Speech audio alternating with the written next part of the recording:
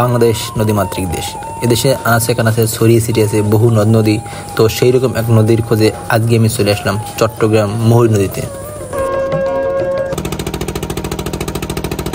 চট্টগ্রামের সাহেরখালী থেকে ছোট্ট একটা বোটে করে আমরা বঙ্গোপসাগরের মধ্য দিয়ে যাত্রা আরম্ভ করলাম।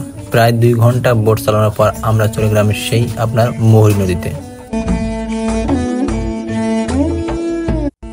যদিও মহুরী নদীটি দেখতে অসম্ভব সরু, কিন্তু আসলে অসম্ভব সুন্দর। প্রকৃতির সকল সুন্দর যেন এই নদীকে কেন্দ্র করেই গড়ে উঠেছে।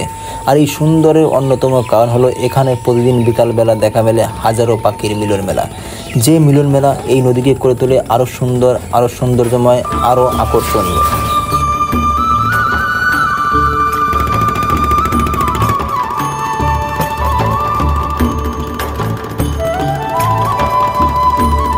যেহেতু নদীটি অত্যন্ত সরু এবং গভীরতায় অনেক কম, তাই নৌকা চালানোর সময় মাঝে মাঝে নৌকার তলে মাটিতে লেগে যায়, বিশেষ করে ভাটার সময়।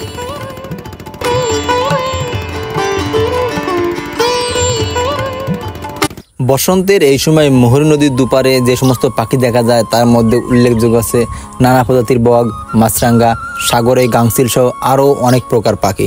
তার মধ্যে সবথেকে উল্লেখযোগ্য আছে অতিথি পাখি। আর অতিথি পাখির সমাগমে কিন্তু পরিবেশটা আরও মুখরিত, আরও সৌন্দর্যময় হয়ে ওঠে। অতিথি পাখিরা বহু দূর দূরান্ত থেকে শুধুমাত্র খাবারে আসা এই মহুরী নদীতে বসন্তের এই সিজনে পাড়ি জমায়। যে সমস্ত লোক প্রকৃতি দেখতে ভালোবাসে, যে সমস্ত লোক নদীকে ভালোবাসে, যে সমস্ত লোক পাখি দেখতে ভালোবাসে, তাদের জন্য চট্টগ্রামের মহুরী নদীটা হইতে পারে বিশেষ একটা পর্যটন স্থান।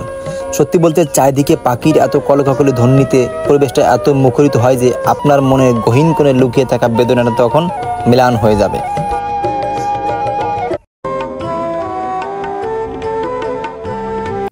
চট্টগ্রামের মহুরী নদী, এই নদীর দৈর্ঘ্য খুব বেশি না, বড়জোর 5 থেকে 7 কিলোমিটার।